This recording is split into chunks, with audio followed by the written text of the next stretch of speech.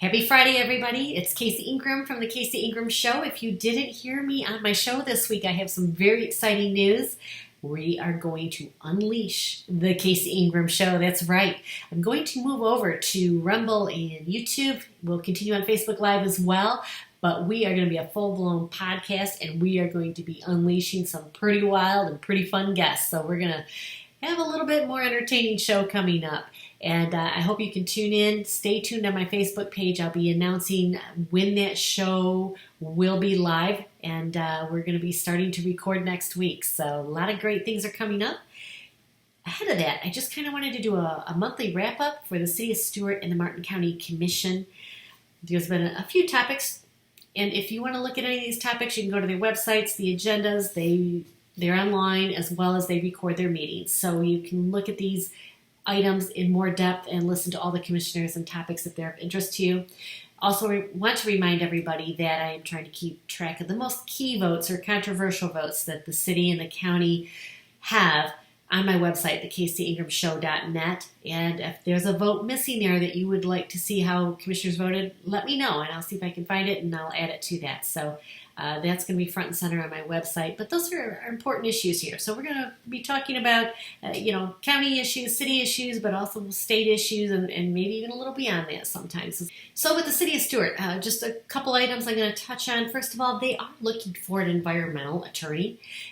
They really want to have a voice at the table about the Lake Okeechobee discharges and have somebody that's dedicated to the City of Stuart. They are looking about till mid-February.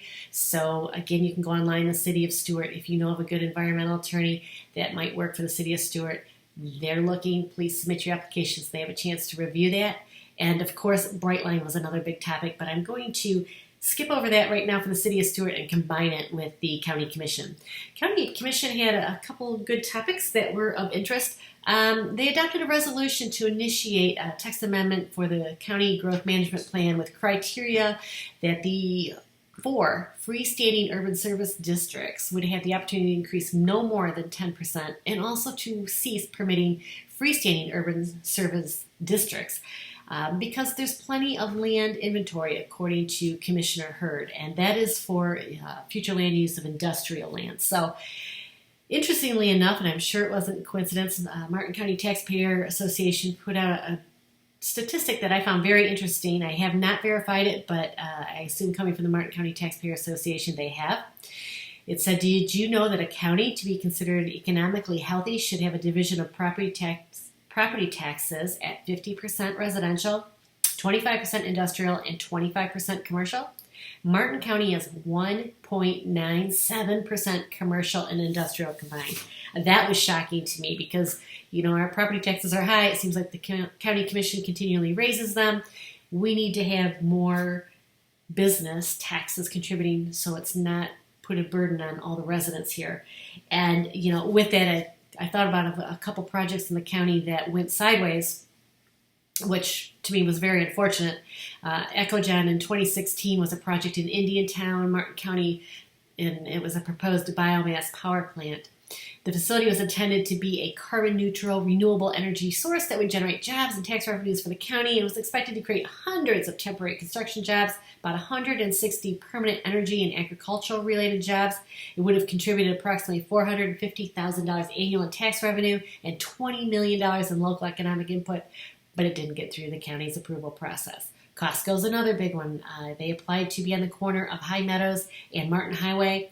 It couldn't get through the county approval process. As we now know, there's a TSC and a Wawa there, and Costco went to a less desirable location in the City of Stuart. But there's some good news, too, with the county. Dyer, I have a press release from them.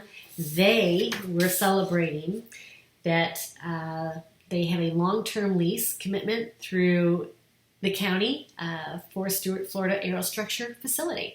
Dyer took over the Stuart plant in July 2022 and currently employs 700 persons at the facility, which covers approximately 440,000 square feet of production and support activities across 44-acre site. The newly approved lease at Witham Field provides the potential for additional enhancements at the Dyer site, as well as opportunities for business growth. This includes Dyer's intention to create a final assembly line at the location to build the company's TBM, Kodiak, turboprop, Powered Aircraft Families introducing the first production of state-of-the-art airplanes in Martin County. So that's really great news. It's kind of the good jobs that we need to bring here in Martin County and a good tax base as well. So congratulations on that. And of course, now we have to bring up the Brightline. That's really been hitting the headlines. Headlines say the county is threatening to sue Stuart for a letter of support for the Brightline station. Interestingly enough, the county application for the grant was due December 16th, yet they didn't put this letter out till January 7th, so I don't know why all of a sudden it became important when it wasn't on December 16th. However, I'm going to let Commissioner Laura Giobbe explain why it was perceived as a threat to sue. We'll play that clip. I'm not an attorney, but I'm going to read you 2 sections from the letter that was received from the county. The city's refusal to provide the requested letter of support is a clear breach of Section 6 of the interlocal and will negatively impact the county's FRA grant application, likely resulting in monetary damage for which the city will be solely responsible. Please provide a letter of support. The county is hopeful this matter is resolved quickly and amicably without the need to resort to further actions pursuant to section blah, blah, blah, or additional legal action to enforce the obligation of this valid interlocal agreement. Now, I don't know about anybody else. To me, that sounds like if you don't do what we want, we're going to sue the city.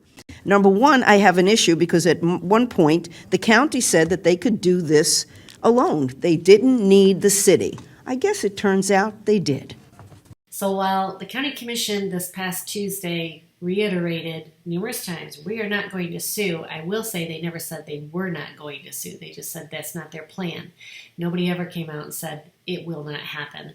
So reading the letter, if the mediation doesn't work out, the county did not say what their next step would be. They just said they're taking one step at a time, so you can take that for what it's worth. There was a lot of discussion, especially at the county level.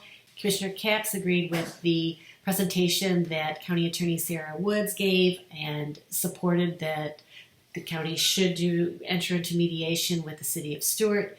Commissioner Hetherington also was on board with that, noting that the county helps the City of Stuart out with other projects that they may not agree with, but I can't remember any projects that have been as divisive as this Brightline project is within the county that the county overrode and supported the City of Stuart. So I will say that you look at Brightline, and the only type of polls that we have to gauge public sentiment is a TC Palm polls, and there was 2 of them. Both of them leaned in favor. People opposed to the Brightline station, but it's nearly 50-50. So this is incredibly divisive. City of Stuart made a stand that they wanted to go back to the initial interlocal agreement and make a better deal with Brightline. That did not happen. The county said they're going to go out on their own. They did, and now they want to pull out one part of that interlocal agreement and ignore the rest of it. So we'll see how this mediation plays out. I'm not an attorney either, that's for sure, but I do know that the City of Stuart initially was putting $30 million in for a parking garage. The county was putting in there up to $15 million, and Brightline was putting in up to 50% of the cost of the station. Any grants that they received would be split between all parties equally that had put money in. Brightline awarded the contract to the city in Martin County, and then I've never seen this happen with any type of application process before or bid process. They awarded it based on what we submitted, but then it changed drastically. So the biggest notable thing is Brightline now was not going to pay anything, and Stuart was going to be committed to $30 million. So the City of Stuart commissioners said, no, this isn't right. When they got in and said, let's go back, renegotiate this. And you all know it. I'm not going to rehash it. That is why the county went out on their own. They said they don't need the City of Stuart. Now they want this letter of support. Even Commissioner Campy said, maybe it's time to move on. We are working with the city on a lot of other issues, and here's a clip of what Commissioner Campy had to say. So I'm thinking even if we are successful in gaining some type of letter of support from the city, it would be under duress. It wouldn't have, I don't believe, the same appeal that an actual letter that came willingly from the most important government entity other than us in this. The chair, Sarah Hurd, she has done a complete 180. She's usually that commissioner that says, I am protecting taxpayer dollars, and for whatever reason here with Brightline, she has done a complete 180. She is committing our tax dollars to support a private for-profit company, even though at least, I'm going to say, half of the population is against this. I know I have a lot of private business owners I talked to that said, hey, the county's not doing anything for me. Why are they using my tax dollars to help another business? They're picking winners and losers here in businesses. And a lot of the people in the county that have to help pay to build this station that they're committing can't even afford to ride this train because it is a luxury trade service. So, divisive as it is, we are moving forward with the mediation plan. But Commissioner Vargas, I'll let you hear from Commissioner Hurd here first. Here's a clip from Commissioner Hurd. Says that we take all appropriate steps to seek enforcement of the 2023 interlocal agreement regarding joint proposal to Brightline Trains for a train station and parking garage and of the cities of Stewart's comprehensive plan. So what we're seeking to do is to make the parties compliant to the interlocal. And finally, Commissioner Vargas, she was the lone no vote on the mediation, and she brought up in her commissioner comments that, hey, we all knew we wanted to wait for me to be on the dais and have some input on this project especially. It was rushed through before the other commissioners left.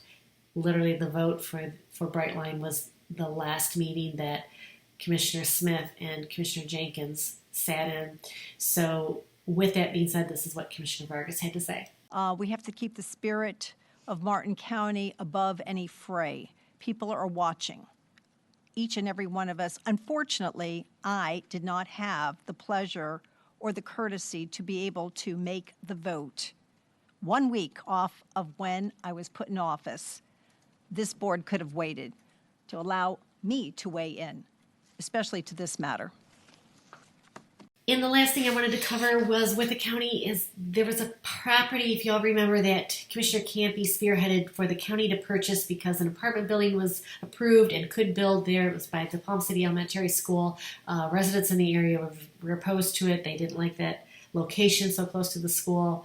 So Commissioner Campy spearheaded a campaign for the county to purchase that property, and they did that. They valued the property based on the apartments being built, so it was over a $4 million purchase, even though the developer had purchased that property for less than half that. And they purchased the property. It's now an RFP. Anybody that's out there that's looking to build something, needs property, this is going to be coming up on the county website soon. They need a minimum bid of $3 million for the property, and the western portion of it will be used for conservation purposes. And the county believes they'll get about $1 million in grants. So between the sale price and the grant process and monies that they'll get for their conservation areas, they believe they're going to get their $4 million back. So hopefully they do, because that was an unprecedented purchase. But we will see if it all works out as intended and taxpayers are not on the hook, which is the important thing here. So be watching out for that. And other than that, folks, again, I will see you next week. Please stay tuned on my Facebook page. We are going to be going live with the Casey Ingram Show Unleashed very soon. Thank you so much.